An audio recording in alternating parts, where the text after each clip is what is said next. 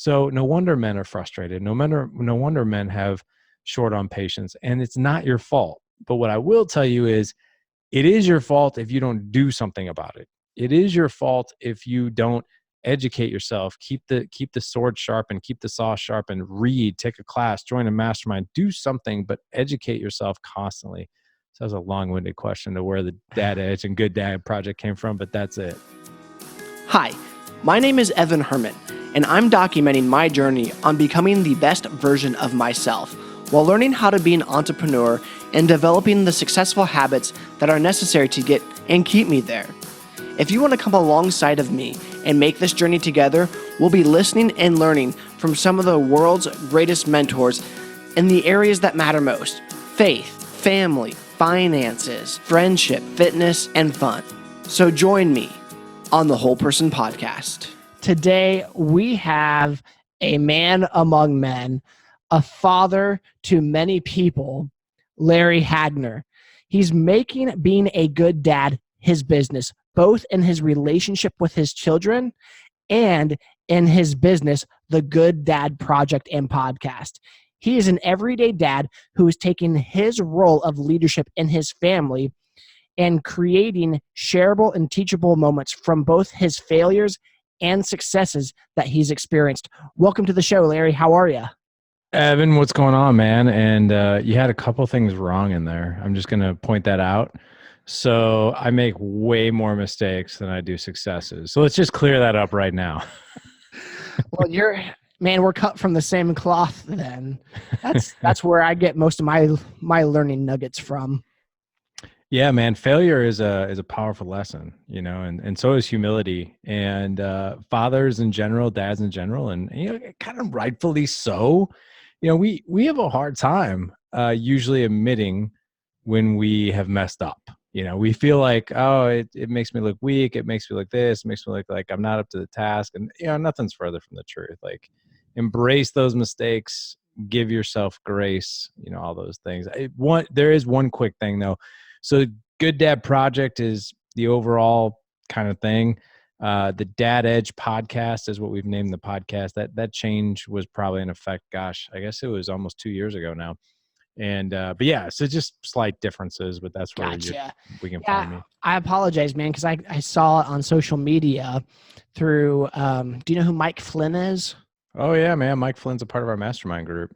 Oh, awesome. The Impact. Yes. He's a good friend of mine now, who's really helped me in this journey of launching the podcast as well. So I saw him in this group show up on his Facebook, and I was like, I've got to be a part of this, which is why I brought you here today, because within the Whole Person Podcast, we talk about faith, family, finances, friendship, fitness, and fun, and being a father and a husband, whether you're being a single dad, it's still a part of the family aspect, and family affects every area of life.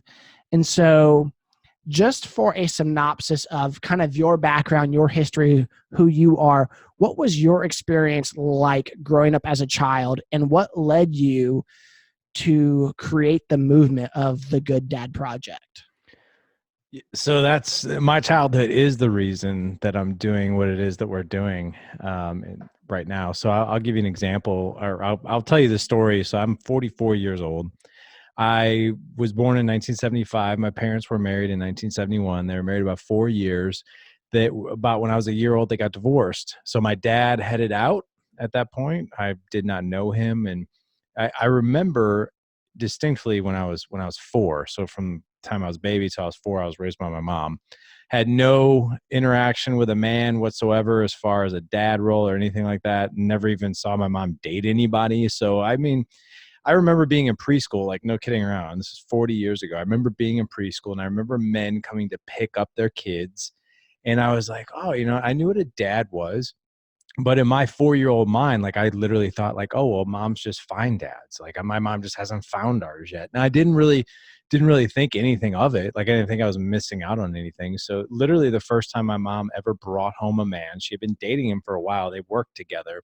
He was a white collar worker. He was a software engineer. And she brought him home, and I will never forget this as long as I live. And I don't think probably he did either.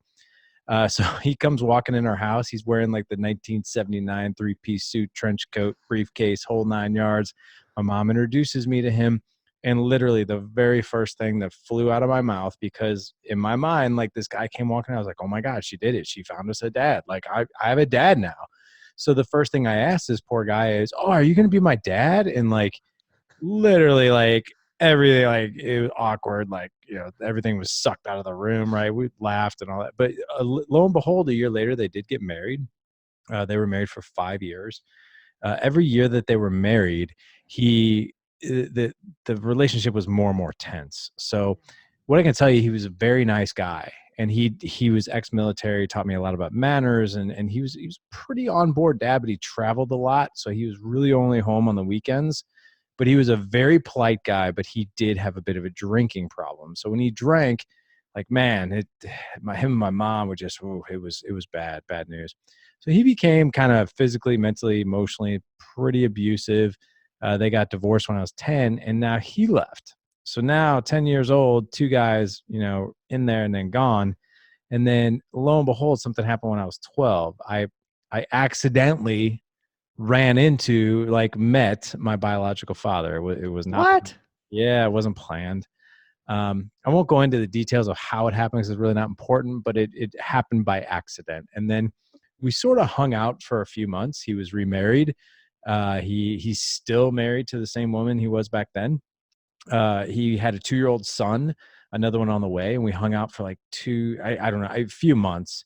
And I just remember my time with him. I was like, oh my gosh, like I finally have a dad. And I immediately like started calling him dad right away, which I kind of felt was awkward for him. And so, here we were a few months into this, and I just felt it was weird. Like there was tension in the relationship. Like almost like you're dating a girl and like she's not into you anymore. And like she just sort of like it's tense. She sort of pulls away. Like that's kind of like the vibe I was getting from him. So we just kind of drifted. And he had one conversation with me like, hey, I'm trying to start my life over. It's complicated. And he was gone again. So my mom continued to date, and she got married again. She got married 3 times. By the time I was 18, she dated men in between. Every single guy that she was either married to or dating, there was some sort of addiction, some sort of toxicity, heavy drinking. So I always say this, and I don't say this out of pity, but half my childhood was spent without a father figure, and then the other half was spent with a toxic one. So I'll finish the story here. I I was 30 years old. So last year, kidding. So 14 years ago, I was 30 years old, and two things happened in my life. Number one, I became a father for the first time. And number two, I met my biological father again, the same guy who left when I was 1 and the same guy I met when I was 12. I was sitting in a Starbucks in St. Louis with a friend of mine. Who comes walking in the door but my dad. And I knew exactly who he was when he walked in. He hadn't changed much, just a little bit grayer, a little bit rounder, but still looked pretty much the same. And I won't go into how we actually connected because it's not really important, but I will tell you we did connect. I didn't think that the relationship was going to go anywhere. And here we are 14 years later. I have 2 half brothers. He's still married to the same woman he's been married to ever since I was 12. And we have a relationship. And my boys, I have 4 boys. They know him as grandpa, papa, whatever they call him. And we've got a good relationship with his wife. I got a good relationship with my half brothers. But here's what I can tell you. The inception of the Good Dad Project and Dad Edge and all that was when I became a father for the first time, very first 6 years of, my kid's life. So I had a 6-year-old and a 4-year-old at the time. I was the man that we serve now, which means not that men are broken, but I was your typical guy that just didn't have a lot of patience. I didn't have a thriving marriage. It was an okay marriage. If I'm being real honest, it was probably not headed in a good direction. Um, I didn't take care of my mental and emotional health. I did take care of my physical health, but I didn't really take care of the mental and emotional aspects. Finances, had no clue what the hell I was doing, and basically got all my validation in my career. I was really, really good with my career. So that's where I spent most of my time. And I kind of sucked when it came to showing up at home. And I finally just hit a low point when in 2012, I had an aha moment. I can go into it later if you want. But I was just like, this has got to stop. It was so important for me to show up as a father, but I had no clue how to do it. Like, not a clue. And now I I feel okay about that. And the reason I feel okay about that is because there's one thing that has become painfully clear. We always, you talk about, fitness and fun and fatherhood, and there's finances and a few other things in there. If you look at all the things that you mentioned, right, all your elements, your pillars that you talk about in this podcast, those are the things in life that we have the least amount of education on. And God forbid we ask for advice, because then it's like, oh, you need help with your finances? Oh, you must be bad with money. You're broke. Oh, you need help with your health? Oh, I guess you just don't take care of yourself. Oh, your marriage too? Oh, well, you probably don't have a very good relationship with your wife, and intimacy is struggling. And oh, if you're not a good father, must mean you're disengaged and you don't know how to do it. And and guys don't really relate well to that. So it's a breath of fresh air. So if you're listening to this and you're obviously a man, if you don't have all the answers, guess what? It's not your fault, because we don't have the resources out there. We didn't grow up with the resources out there to educate ourselves on that stuff. But I will close with this one thing. It's never our fault that we don't know how to do this stuff. When it comes to personal finance, that's not taught in high school or college or anywhere else. If you don't know what to do in your marriage, well, guess what? There's no really a whole lot of class or education on marriage. I mean, you can go take one, but they're hard to find. When it comes to being a parent, it's like, here, we're going to send you home with this kid and best of luck. I mean, putting together your grill that sits outside comes with more directions than your kid. So no wonder men are frustrated. No wonder men have short on patience, and it's not your fault. But what I will tell you is, it is your fault if you don't do something about it. It is your fault if you don't educate yourself, keep the sword sharp and keep the saw sharp, and read, take a class, join a mastermind, do something, but educate yourself constantly. So that was a long-winded question to where the Dad Edge and Good Dad project came from, but that's it. So, what was your aha moment? It was a humbling moment. So I had a 4-year-old, 6-year-old at the time. My 4-year-old is now 11. And I was the typical guy that just had no patience. Like, I yelled a lot. I didn't have the bandwidth, mental and emotional bandwidth to take, to basically be nice. Like, I was a jerk. And I'll never forget it. We were getting our house ready to move, which nothing stresses me out more than moving. I hate it. And I was in my kids' playroom and I was packing up all their stuff. I was in a terrible mood. I had a crappy day that day, and I'm packing up all their stuff. And I think the whole time I was packing, I was like, this sucks. Like, I hate this. Like, can't believe we're moving. Like, blah, blah, all this stress. So my 4-year-old comes down and all his toys are packed up. And I wanted to take a break. And I looked at him and I said, hey, I'm going to go take a break. Whatever you do, do not unpack these toys. Like, you're going to be in trouble. And I walked away. Come back 30 minutes later. What happens? His toys are all pulled out of every box that I packed. I got so pissed.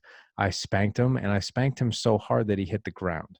And I'll never forget it. It's burned in my brain. I went to go help him up, and he shuddered. And I was like, and it hit me so hard. It hits me even harder, even talking about it right now, because I was like, that was the moment where I saw in my son's eyes the fear that I grew up with when my dad or whoever else my mom was dating was drinking and would fly off the handle. And I'm like, oh my gosh, I'm repeating exactly what I don't want to repeat. I'm doing the things that I have promised myself I'm not going to do. And look at what's happening. So Right. I went in my office. I got on Facebook. I got on social media at the time because I just wanted to distract myself. And I saw this thing in the corner. It said, create a page. So I created a page. So the Good Dad project that you saw on social media, I created that in 2012 on, like, probably the worst night of my fatherhood life. And I was just like, at that time, I was done. I surrendered the ego. I was like, I don't know how to do this. And I'm tired of not knowing how to do it. So what I'm going to do is I'm just going to be a student in this. I'm going to go out and research something on parenting, something on being a better man, something on being a better husband. I'm going to go out and do the homework, and I'm just going to post it here. And whoever watches it or looks at it, great. And who doesn't, who cares? And that then turned into a blog in 2013. And then that turned into a podcast in 2015. And that then turned into a book. And now that has now all turned into, we have a mastermind group, a community of the Dad Edge Mastermind. And it all came out of probably the worst moment I had as a father. Hmm. You know, a lot of those things that you were sharing about I mean, I can relate to the lack of patience, the quick to anger, you know, and those are things like I recognize them after the fact. And one of the questions that I guess I have is how does a father or a parent keep from getting stuck in the mundane and the routines, the monotony, the minutia of it all? So I definitely have an answer for you, but I want to make sure that I'm answering your question as effectively as possible. So give me an example, or what do you mean by the monotony and the minutia and all that? So I'll just use my family for an example. Every day we wake up, we get ready. I want to watch kids' toy shows in the morning on YouTube, and we don't want them to, but yet we have to get ready. So we plop him down in front of the TV so that we have time. And then we try to get our other one ready. And it just feels like everything is a fight and a struggle with our kids, to get them to eat, to get them. So it just feels like you get stuck in this repetitive routine of trying to help or to get your kids, and therefore you feel exhausted, but then you have no time to become better at what you're trying to be as a Mhm. parent, because your bandwidth, as you said, is just so low from just the struggles of everyday life. So there's a lot there. And by the way, thank you for painting the picture of probably 99% of us, right? Like, Right. yeah, no kidding around. But here's the thing. No guy wants to say that. Like when I ask, like if you and I didn't know each other, I'd be like, "Hey man, like how are you doing? How are the kids? What are you going to say?" Great. Great. Good or fine. Those Yep. three Love them. words. They're fun. They're Yeah. doing well. Yeah. Oh, it's great, man. We're great. Oh, it's good. Yeah. No one wants to talk about that. But here's the thing. That's the situation that actually binds us together. And I'm not saying negativity. I'm saying it's real. It's not the highlight reel. It's not like, so here, how old are your kids? So I have a 4-year-old and a 15-month-old. And Okay. before you answer, I just want to throw Yeah. in a quick story, and maybe you can touch on this a part of your Yeah. answer. So my wife loves adventure, and she wanted Mhm. to go do something fun with our kids. And I'm thinking, oh dear God, you're way more optimistic about this than I am. So we go to Oklahoma City. It's a 2-hour drive. Go to a friend's house, go to the science museum, and then come home the next day. It was the biggest frustration that we faced in a long time, outside of some financial, hardships that hit, but just relationally, it was exhausting and it was not fun, to the point where, I'm not going to go tell this to my wife, but it wasn't worth it to me. Mhm. Like, Yeah. I love, it's a romantic idea wanting to go do something and have fun, but the challenge of going to do that is not worth the hardship that it was. Yeah. And that's a hard mentality. How do you still face those challenges? That's another question, I guess. But how do you face those challenges, but yet have the perspective of, regardless of the challenges, that we're going to have fun? So Oh, so there's a lot of questions I yeah. just threw at you. Have fun with that. Well, first, man, I appreciate that. Like, dude, that is Evan, that is super real, right? And the guys who are listening to your show right now, they're like, "Oh God, I'm so glad Evan said it and I didn't. I feel the same way. I get it." Well, let me share with you number one. I th- again, I'm no expert, right? I mean, but I always say, like, I do the podcast because I'm the first student in line, because I get to have conversations with people smarter than me. So, but the cool thing about being that student for almost 5 years now is I've gotten to learn a few things here and there, a few hacks, a few tips, a few strategies. What I can tell you right off the bat, 4 years old and 15 months, that's tough. I mean, that's really tough. If I could share with you so I had this grand idea, and I don't know what the heck I was thinking, but at the time, my oldest, who's 13 now, was 3, and my 11-year-old was 1.5, like right in the wheelhouse of where you're at. And I told my wife, I was like, you know what we should do? We should go to Chicago during the winter. Like, it's beautiful there, like for Christmas, and like just see all the lights and all this other stuff. It was the worst trip and experience of our lives. Like, no one was happy on that trip. We came home a day early, and we got back from that. We were like, ugh, that was just not worth it. Like, that was just not worth it. So I'll share with you, when you mentioned adventure, which I love that. We can make the most phenomenal memories and connections through adventure. Now, most guys are, their wheels are turning like, oh, adventures, camping and trips and road trips and blah, blah, blah. No, when your kids are that little, you can have epic connections and adventures in your living room. So you can like build a fort, you can pop up a tent in your living room and be like, oh, we're going to sleep outside, we're going to camp. You know what? To them, that is phenomenal. Like, you don't need to get in the car and drive hours because they're probably not going to enjoy that, and neither are you. But you can do these little things at home, or like even buying like one of those like little glow lights with the stars and all that stuff. Be like, oh, we're camping. Like, just things like that, that is so simple. And if things go south, and they probably will, guess what? You're in your home, or you go camping in the backyard, that type of thing. Here's what I'll share with men though, when it comes to older kids and challenges. So I was just trained on, and I'm not going to go into it because it's way too detailed. I was just trained and certified on leadership and facilitation called appreciative inquiry. It's way outside the box. It's completely different than how we go about this stuff. Appreciative inquiry is asking questions to lead the person or the group or whatever else to what we call a shared purpose and their own and connection. All that. So let me share a struggle with you, and I'll share how this works. My 11-year-old is a handful from time to time. He's very stubborn. Um, he's one of those kids. He doesn't have to try in athletics. It's natural to him. Doesn't have to study in school. Makes A's and B's. Everything comes very easy to him. But he's also very, very stubborn, right? So when he gets set on something, or if he doesn't want to do something, he's going to fight you on it. So for the past year, and I'm not kidding, the past year, he will not get out of bed in the morning. And my wife has, I mean, dude, we've tried everything. We have tried punishments. We've tried incentives. We've tried short-term incentives. Like, hey, if you get up Monday through Friday, Friday morning, we'll take you to breakfast.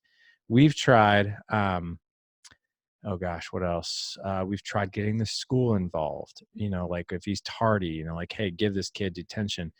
It got so bad that he was late to school, and his football coach made him run laps, and that turned him around for like a couple days, right? My wife has resorted to waking him up warmly, right? We've tried no screens at night. We've tried reading at night so he gets a better night's sleep. We've tried waking him up violently. I mean, like, my wife has finally resorted to pouring cold water on him. And what I can tell you is, when you wake up a kid like that, you're not going to have a good morning, and neither are they. You know, it's kind of like how do we get out of this drift? Crazy You're cycle. crazy cycle. You're talking about like the cartoons and this and that. It's like we wake up in fight or flight. So I was trained on this thing, appreciative inquiry. So I came home, and my wife, I was gone for a week, and my wife was like, I'm going to kill him. Like, at this point, like, I'm going to kill this child. Like, I go down there 6 times and he's still in bed. So I went down to his room when I got home. I was gone for 5 days, and I was pissed. Every bit of me wanted to just lay into him and be like, you don't treat your mom like that when I'm gone. Like, how, how can you're grounded, like all these things that never worked in the past. I was going to go do them again, thinking it was going to work. So I sat down with him, and what you do during this interaction is you pull ideas out of them so they own it. So, like, for instance, I sat down with him, and I had to withhold my anger, and I'm like, hey, why do you think it's important that you get up early? So you have to ascertain the why. They have to say it. I could tell him all day long why it's important, but he is the one who needs to say it. So he's like, I need to get up early because, I'll miss the bus if I don't. Yeah, I need to get up early because mom won't get mad at me. I need to get up early because I need to get, like, all these outside factors. At the end of the day, it probably didn't mean much to him. I was like, yeah, but why is it important that you get up early? What kind of morning do you want to have? He's like, well, I want to have a happy one. Like, I just want to have a happy one. I want to eat breakfast and not be stressed out, not have a horrible day. And I was like, okay. So again, why is it important for you to get up? He was like, it's important for me to get up in a good way because I feel better about me and about my day. And I feel like I'm happier. Like, well, why is that important? Well, that's important because I feel more productive. I'm in a better mood. I'm happier. Like I have a good day. I'm like, okay. So that's why I really want to get to, like, this deep seated, like, why. And I asked him, on the best morning of your life, how would you want to be woken up? Like, what's ideal? Like, if you could, like, wave a wand and say, this is how I want to be woken up every morning, what would that be? And nothing's off limits. And he came up with an idea that I wouldn't have had. He's like, well, I was listening to my Amazon Echo and this ad came on. And it was super inspirational about how the brain and the heart and the soul is all combined and blah, blah, blah. And I was like, so something inspirational.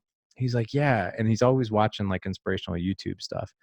And I was like, so what would it look like if I came down here and I put on a YouTube clip on my phone of something inspirational for like 5 minutes, and I just kind of rubbed your back. I put that there, and then I sat over at your desk and I planned my day. I journaled, I did my morning routine in your room. And then when that 5 minutes is up and that video is over, what if I gently pulled you out, kind of helped you out of bed? I would lead you to your bathroom where your shower would already be running and your towel would be waiting there. What does that feel like? He's like, that's awesome. I would get up for that. And here we are. He gets up on the first try every morning. He's happy. Everything's great. My wife is like, holy crap. Like, how did we do that? I was like, it's his idea. Like we spent all this time and energy yelling at him, telling him why it's important, punishments, all this other stuff. We really had to get why this is important to him and what looks awesome to him every morning. And it worked. So with little kids, basically my whole point of that was, with little kids, you can keep it so simple, right? Through connection and all that. And we can get more in line with the drift of like how every day feels like a wash, rinse, repeat for men. But I want to share that example of, if you got older kids, the quality of our life depends on the quality of the questions we ask ourselves and other people. And if you ask people good questions, and that's the style we use, appreciative inquiry, you're going to get very different answers that actually come from them and not from us. That was a deep, profound ending to that story. If you can write that down or rewind it and re-listen to that, I would do that. Thanks, man. So go into the wash, rinse, repeat. Yeah. So you see, I've only known you for a little bit of time, but you seem like you're a guy who likes quotes. You quoted to me, hey, you're the average of the 5 people you spend the most time with. That's Jim Rohn quote. And you did that before we started recording. There's another quote out there that we definitely live by, and that's, the definition of hell is meeting the man that you could have been when you're on your deathbed. Yeah, it's a big one, right? No man wants to meet that man. Our goal as men is, the man that you could have been is a mirror. You have become that man. You are that man. And when you're on your deathbed, you're laying there with a smile. You're like, this is awesome. Like I lived a great life. Like I didn't live in the drift. I lived with intention. So we call what you're describing as the drift. And the drift is that wash, rinse, repeat cycle. Majority of men are in there every day, starts the same way. They live this quiet life of desperation where they desperately want to live this life of intention and purpose, but they just don't grasp how to do it. And to be honest with you, you can really unlock that by doing very simple things every single day. So like, for instance, the way you disrupt the drift, disrupt the drift, is you have to get yourself like intentional first thing in the morning. So I'll share with you like my routine. I get up at 5 every day. I go to the gym. I work out. I have 2 friends of mine, like-minded. They're part of my 5 every day. I get home. I immediately go downstairs where I pop open a YouTube video inspirational for my son, and I sit there for 5 to 10 minutes and I journal. And I journal things that I'm grateful for. I journal things that I'm excited about. I journal things like, hey, what do I want to do to make this day so it doesn't look like yesterday? And like even today, like I'm looking at my journal right now. I wrote down, tonight we are going to have a dinner where we all wear a really goofball tie, and then we tell each other the story behind why we're wearing that tie. So just these things, these small little things. And like last night over dinner, we played the game Would You Rather, and it was so simple. All I did was Google Would You Rather questions. 50 of them popped up, and we sat around the table. You talk about adventure and connection. That's an adventurous, connective conversation that you otherwise wouldn't have. That you're not asking the question, "How was school? How was your day? Good, fine, fine, good." It turns into Right. these conversations that are outside of that drift, and then that you can now connect upon. So just little things like that. My routine: gym, get my son up, reflect 5 to 10 minutes, great gratitude, things that I'm excited about, my top business priorities, my top personal priorities. I put them in my calendar, and then I do an after action review of what I did yesterday.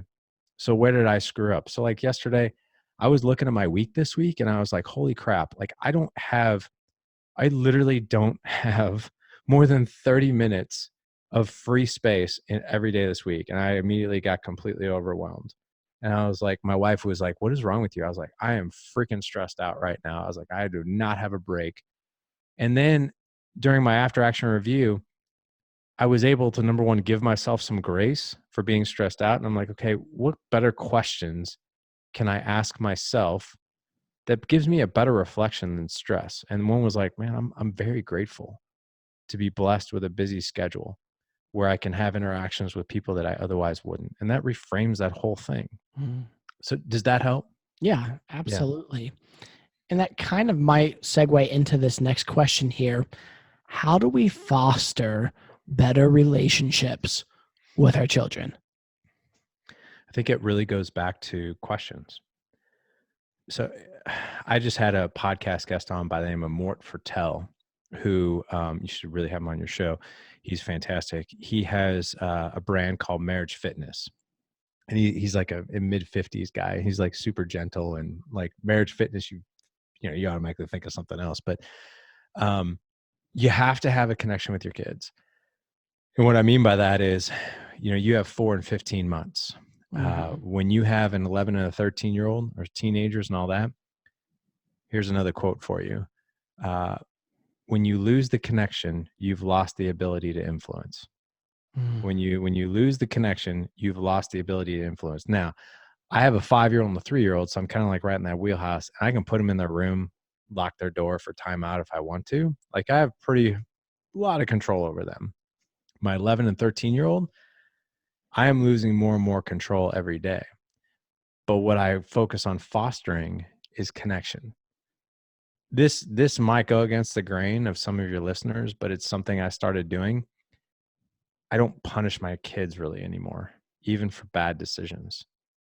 So like for instance, my 11-year-old told me a little fib yesterday, and I caught him in it.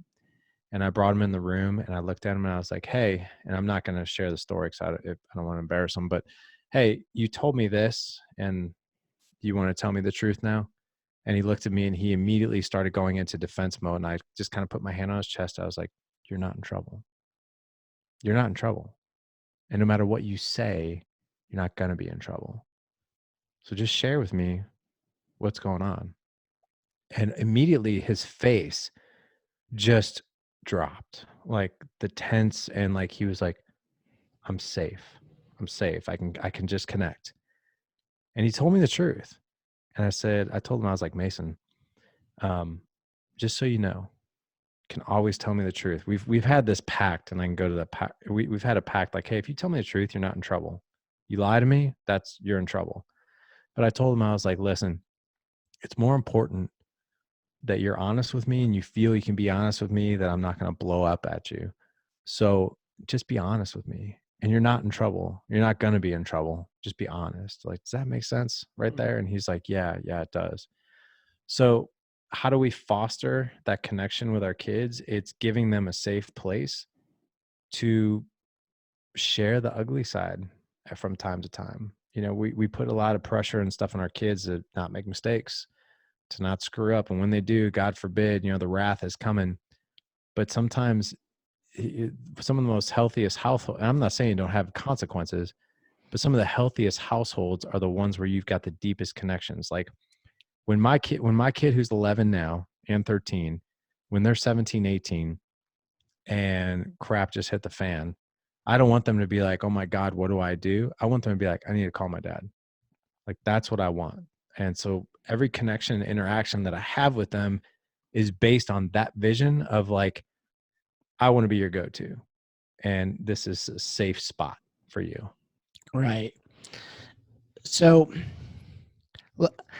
I'm going to move into more of a pouring out my heart counseling moment here, I guess, with you. And, from all appearances, and not that I'm a terrible dad, our doctor tells me I'm a good dad. Our daycare lady tells me I'm a good dad.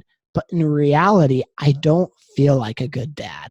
Mm-hmm. I know my own issues. I know I don't have the patience. I know I occasionally, overreact and blow up over something stupid.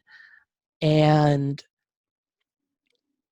ironically, that's also how I feel a little bit about my relationship with God. Mm. And even though I've had a theological degree and I've gone through studies and teachings to talking about the grace of God, probably more than the average person, because that was my study, my relationship with God always feels like he's waiting to come down on me. Mm. Which ironically is probably a part of the programming that I grew up with within my own family. Yeah. Because that was also part of my dad's programming, is that he couldn't do anything right. And he repeated that program. And now I view God that way. And I don't feel like I'm ever good enough or can attain those things. And then I'm also realizing that I'm reiterating some of these programs to my kid. And I get caught in this, just the struggle of knowing that there's this issue.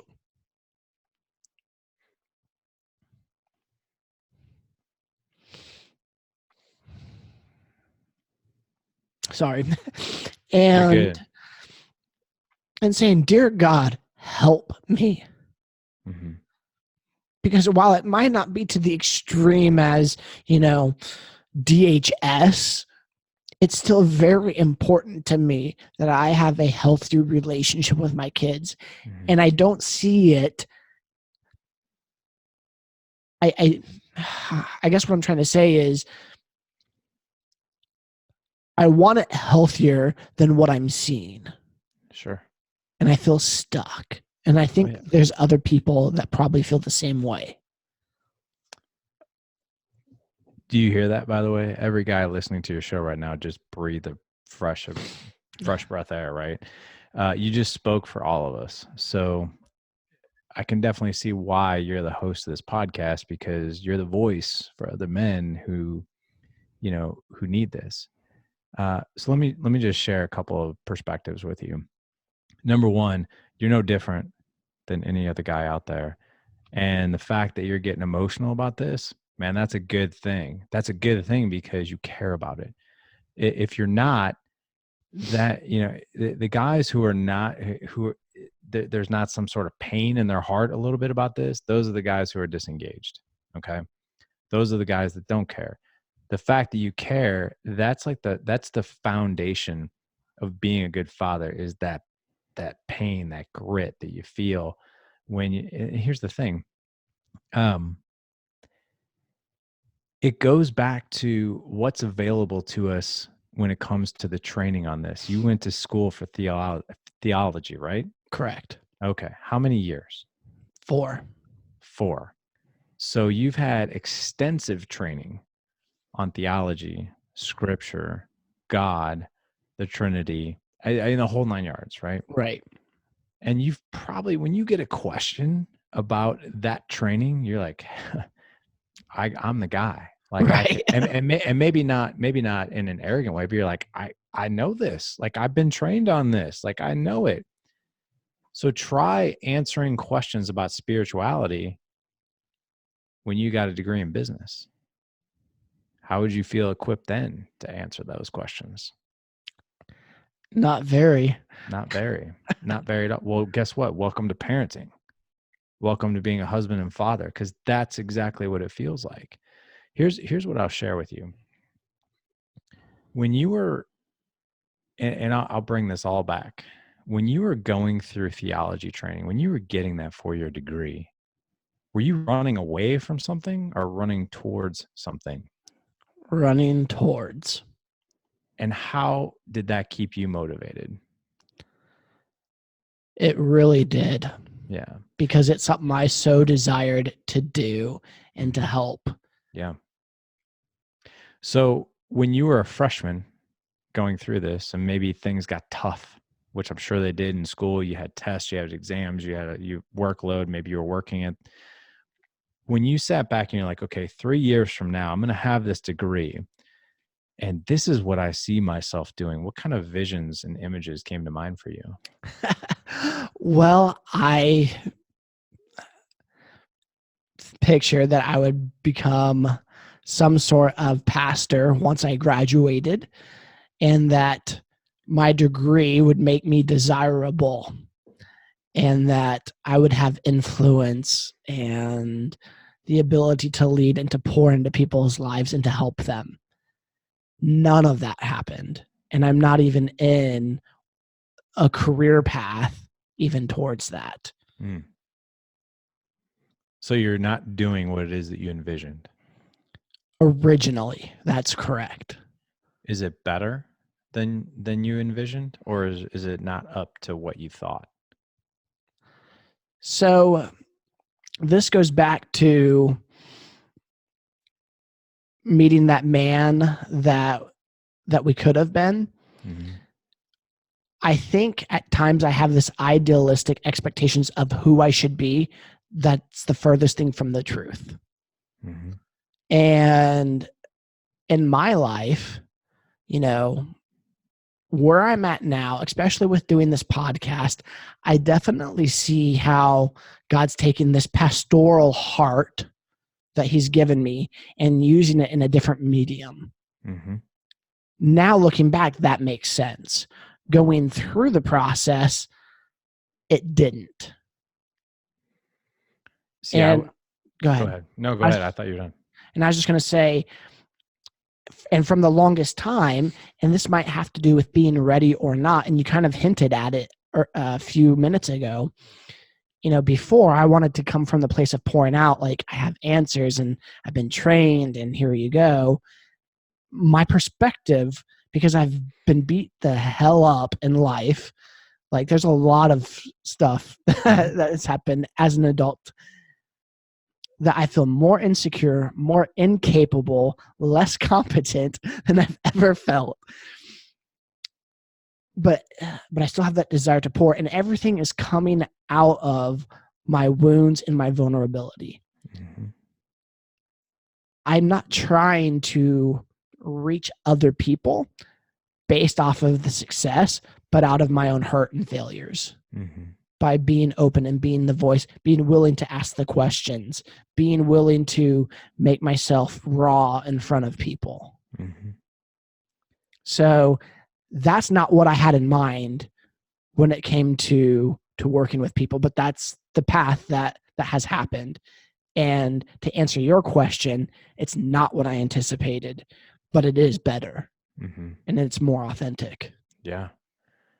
Being a guest on your show and just how you host this show, I'm sitting here in awe because I'm like, this is right with where this guy should be. Like, it seems so natural and where you should be that it does feel right. Right. Mm-hmm. So the reason I asked you that is because at no point in time did your hunger and journey and drive to go get that degree in theology had anything to do with like those wounds. It had to do with, and now granted, that might be like a back end motivation, right? There might be a little bit of that going on. But what I heard was, this is what I see myself doing, and I'm inspiring people, and I'm teaching people, and I'm doing this. You had a vision of what it is you want to go do while you were doing it. That's what kept you going. I use this example all the time. So you have someone who's unhealthy. They have a heart attack. And immediately after they have a heart attack, they're like, oh, well, I got to start looking at my health now. I got to start taking care of myself. I got to go to the gym, eat right, and all this other stuff. And then suddenly they turn a corner and they start working out and they start eating right and they start taking care of their body and everything. And that usually lasts. If you look at the statistics, someone after a heart attack will have a life change for about 60 days, and then they go back to where they were. Because the motivation, the drive is not a vision, it's running the hell away from ever having an open heart surgery again. And over time, you're just like, I did it once, maybe I go through it again, I don't know, but I don't want to not enjoy this stuff over here. And then you have the other end of the spectrum. You have someone who trains for a Spartan race, and they're not running away from a thing. Those people who are training for a Spartan race, they have a very clear vision. Take American Ninja Warrior. They have a very clear vision. I am doing this because I see myself being the next Spartan race winner or the next American Ninja Warrior or whatever have you. It's that clear vision of where am I going? What am I chasing versus what am I running away from? So those are those guys with wounds, right? Me, you. And I always joke, like I bought my therapist a brand new car, like over 16 years. One thing has become very, very true, very, very clear. And if you read, I don't know if your listeners are probably pretty spiritual, so there's probably certain books they don't read, but there's two books written by Gary John Bishop. One is Unf Yourself, and the other one is Stop Doing That Shiite. Right. So Stop Doing That Shiite is all about self-sabotage. And if you read the last chapter in that book, I don't want to give you too many spoilers, but it's exactly what we just said. Most people are trying to fix themselves because they view themselves as, your words, not good enough, broken, problems, wounds. I have to fix this. Well, guess what? That becomes exhausting, and that becomes demoralizing. It's like when you're constantly trying to put a Band-Aid on a wound that doesn't heal, you get really frustrated, right? But take the other end of that. Let's just say you're taking care of your body, right? When you start to see those changes, like, maybe you're, I don't know, 300 pounds and then over time you get to 200, it's the changes that take place. You're like, I'm getting closer and closer and closer to that vision of where I want to go. So the thing that keeps me going, and it keeps a lot of our guys like in our mastermind going, is we help men when they first come and do life with us. We create that very clear vision of what that guy is, who that guy is on that deathbed, and who that guy is that they're looking in the mirror, and what did that guy do, regardless of the things you've been through, the abuse you've taken, the daddy issues that all of us have to some degree, the constant voice in our head that wants to tell you you're not good enough, that you're doing it wrong, and the other word that's really powerful, that really, really, it's like a nail in the coffin, is the word should. I should be I should be doing, should, we should on ourselves constantly. That word will bury us. Okay. So what we need to do, like, so for instance, if I'm working right now and my 5-year-old comes in my office, dad, dad, dad, dad, I'm saying it, and I'm sure it's like nails down a chalkboard for some of us. And there's that part of me that wants to be like, what? I'm working. But then I go back when he's doing that and when I want to do that. And there will be that part of me that does. Like, I just want to snap my finger and have that knee-jerk reaction. I'll create just a tiny bit of space, and it usually only takes about a second. And I'm like, is what I'm about to say that man in the mirror or that man on the bed regretting? Because I'm not going to remember 5 minutes ago what's so important in front of me, but this kid will remember me looking him in the eye, like, what's up, man? How are you? Those are the things that anytime I want to act in a certain way or do something that is my default, if I think of, is this in line with the vision that I have? If it's not, then I need to do something else. And if it is, then we're good. But that's a good way to gut check yourself. The last thing I'll share with you, you're never going to feel like you're awesome. You're never going to be like, I have it all figured out. But what you can do is like, am I doing the right tactics and behaviors on a daily basis that are allowing me to move closer to that vision? Because you're going to trip. You're going to fall. And men are extreme by nature. The minute we screw up, we're done. Like I knew I couldn't do it. Forget it. Might as well go back to the old ways. There's one word, and I'm sure you know it probably better than all of us, and that's grace. When you allow yourself grace, you're like, you know what? Didn't handle my stress well last night. Like I was tense around my wife and I didn't handle my stress well. But to own that and go back to her today and be like, hey, I was really stressed out last night because, the week I have ahead and you had nothing to do with that. And I just want to let you know, I appreciate everything that you're doing. And thanks for checking in on me. And thanks for asking me if I was okay last night. But that's what was going on. Does that make sense right there? It does. I created that pause real quick. Do you have to go? Because I do know it's 2:00. No, I'm actually good until 2:15. Perfect. Yeah. Okay. I'll pick it back up. So that's a good segue into this next question, because this is, how do I as a parent grow in my patience for my child? There's a couple of different ways. The loss of patience usually has very little to do with our patience. Loss of patience shows up in many ways. Lack of self-care. So if you're not taking care of yourself, for some guys it's physical, for some guys it's mental, for some guys it's emotional, for some guys it's spiritual, right? Those are the 4 aspects of health. When we're not taking time, when you're trying to pour from an empty cup, yeah, good luck with that, because all that's going to come out is a hot temper and no patience. Okay. So if you're taking time, I always have a book that I'm reading, like right now it's the E-Myth. I'm always reading a book. I go to church on Sundays and I pray very, very intentionally. I try to spend that time with God. I do spend time in prayer every day, but I try to spend that time with God because I view that as like, okay, I need armor and I need to be full so I can be full for others. Right. So that's one way. The other way, the other thing, you really like quotes. Isolation is the enemy of excellence. Isolation is the enemy of excellence. And here's the thing: most men are living these quiet lives of desperation and in isolation. So physically surrounded by people, but mentally and emotionally, hardly any connection with people. And some guys are like, no, I talk to people all the time. No, you talk to people about the same 5 things all the time. What you did on the weekend, what you do for a living, what the weather's like, what Trump just tweeted out. Everything is fine and good and fine. Those are your conversations. But when I ask you, like, hey man, like how are things at home? Like how are things with your marriage? Are you guys communicating well? You guys talking okay? You guys going on date nights? Like what is that looking like for you? Like, or how is everything going with your finances? Like, are you guys good there? Are you trying to pay down debt? Are you trying to save for the future? Like, what's your vision for that? Having those conversations, those are the conversations we really want to have. But when we're not, we feel very isolated. So you've got to surround yourself again with the right people. That iron sharpens iron. You are the average of the 5 people. You've got to take the time to take care of yourself.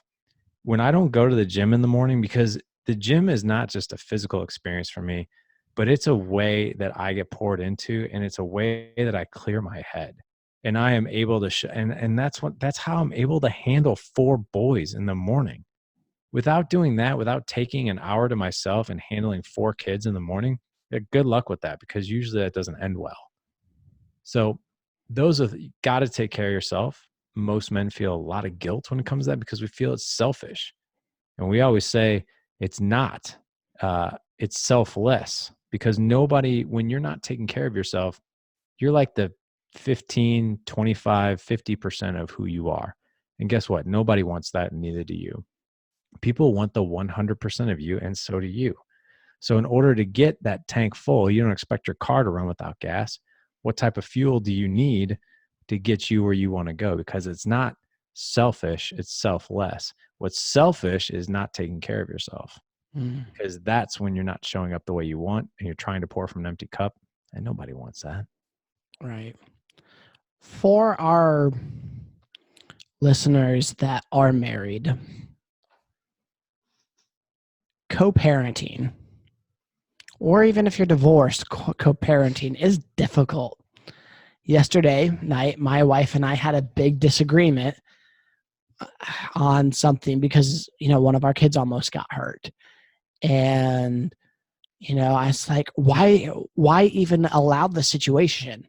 She's like, you weren't here. You weren't here for the 3 hours that he's been climbing on everything and jumping and doing this and doing that. And I thought I put him in the safest spot possible, in our 15-month-old, but then he was in his high chair. But then, like, as soon as I walk through the door, he kicks the table and pushes his high chair open or over.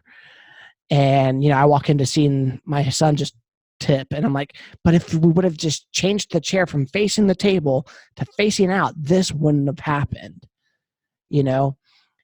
And, I jumped on my wife because I'm thinking to myself, like, well, I would have saw that. I would have done it differently. But then again, she was right. I wasn't there. She thought she was doing it right. But she pointed out to me something huge, which was that, she disagrees with some of my parenting style, but she gives me room to parent. And I need to do the same for her. And I'm like, oh, you're right. We do disagree with each other how we parent. Sometimes she calls me out, and I like that. But I do call her out way more, just because, not that it's not effective or right or wrong, it's just not what I would do. Sure. So how do we co-parent and have a healthy relationship? Because that's something that, we have a decent relationship, but it's not thriving. It's good, but it's not great. Right. So a couple things. And by the way, you just pretty much described just about every relationship out there, especially when it comes to a guy. We immediately want to jump in and be like, you should have done this, right? Or right. So a couple things, especially when it comes to our wives. Tactical empathy. 2 words that is burned into my brain because I've had to learn that. I wasn't joking when we first got started. I've had to learn that the hard way. Tactical empathy. Nothing will make your woman feel more disconnected to you if she feels that you are not connected to her emotions. And whether we agree with her emotions or not, that's irrelevant. It's truly irrelevant. Just because I'm empathizing with you, that doesn't mean I agree with you. So I'll share this other quote with you. However somebody is operating, it makes perfect sense to them. Right. It makes perfect sense to them. So however anyone is operating in your life, it makes perfect sense to them. So, the one way we could handle that with our wives. So like, I've had to learn that the hard way. If your wife already probably feels bad about that whole situation, awful, right? Completely. So how does it, what's your wife's name? Karina. Do you call her Karina or do you call her something else? Karina, yeah. Karina, you don't call her babe, dear, or anything like that? I call her babe. Okay, babe. So it's like, so if that happened, I'd be like, I'll just use my wife's name and be like, oh my gosh, Jess, like, I have no doubt in my mind that you are probably beating yourself up over that, because I was just with Ethan the other night and he did X and I wasn't paying attention. I felt terrible about it. Like I was just kept telling myself I should have been a better lookout and all this other stuff. And I have no doubt you feel that way probably. And all of a sudden she'll be like, oh yeah, I get it. And when I did this thing the other night, or perhaps you're maybe thinking the same thing, like I start thinking to myself like, hey, what could I learn from that maybe that doesn't happen again? Or what lesson can I take from that would, had it do over again? Like, what would I do different? What would we do different? And I'd be real interested. And of course it wouldn't come out like this in the heat of the moment. Be like, I'd be real interested to know what you think on that, because I was in the same situation not too long ago and I need ideas on that too. Well, now what you've just done is hey, I can understand why that's frustrating to you. She just can, you're like, wow, Evan just heard me. He felt me. He got me. Now she's no longer on the defense. She's on the offense. Like she's now hanging on to every word that you're saying. Then when you bring her in, instead of saying, now granted, this is hard for guys because I immediately would be like, we should have done that. And instead be like, what do you think are some good ideas that we avoid something like that? Because I'm interested in knowing too. I've got some, maybe we just share amongst each other here. And what you're doing is you're inviting her into the conversation to where she's now generating her ideas. And when she generates an idea, be like, that's a great idea. Like I'm going to remember that. And also maybe some things that I learned from this as well as this. And then you just like hug it out. I mean, maybe it sounds woo, but I guarantee that conversation will, and you're not kissing butt or brown nosing or anything like that. What you're doing is you're connecting to someone's emotional state. Because I can guarantee, as you said that stuff, I don't know if you have a boss or someone that you answer to, but if you made a mistake at work and your boss talked to you the way you talked to her, how would that feel for you? Right. Yeah. Like you might be like, okay, yeah, I got it. Sorry, it won't happen again. And then you're updating your resume Mm-hmm. because you're like, get me out of here. I don't need this, you know? So tactical empathy, asking what we call a generative question to bring ideas out in the other person. So I like to end each show with the same 3 questions. Okay. And just because of our limited time here, I'll hit 1 or 2 of them. What brings you peace? I mean, there's a lot of different things. Peace. Prayer brings me peace.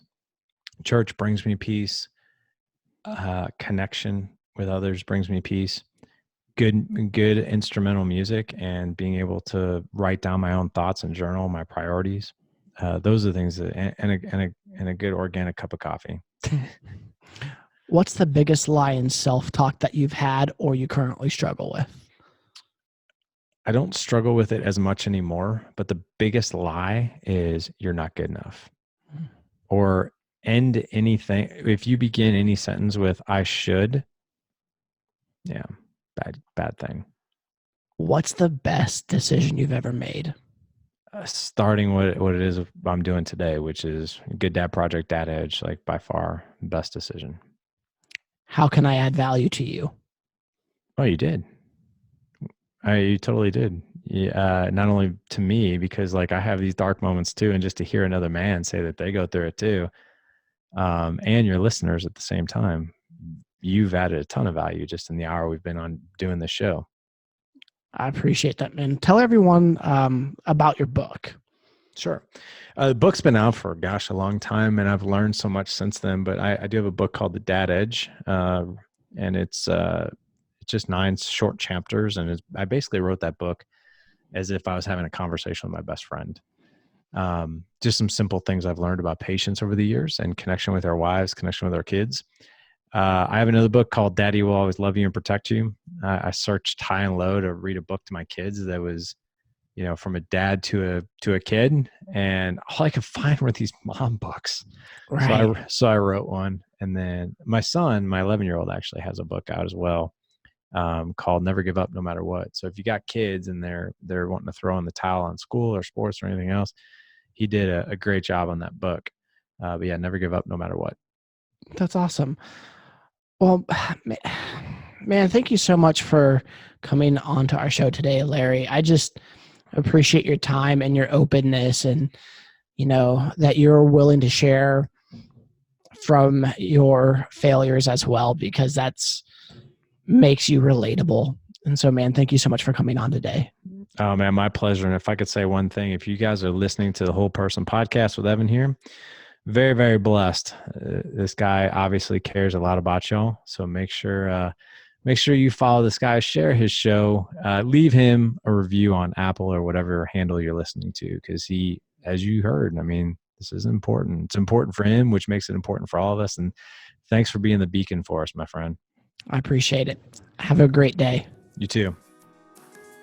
I hope you enjoyed the podcast. If you would, I'd greatly appreciate you subscribing, as well as rating and even leaving us an objective review. It helps us with our ratings and spreading the message of the Whole Person podcast. And now, may the Lord bless you and protect you. May the Lord smile on you and be gracious to you. May the Lord show you his favor and give you his peace. Thank you guys so much for listening today. Take care and God bless.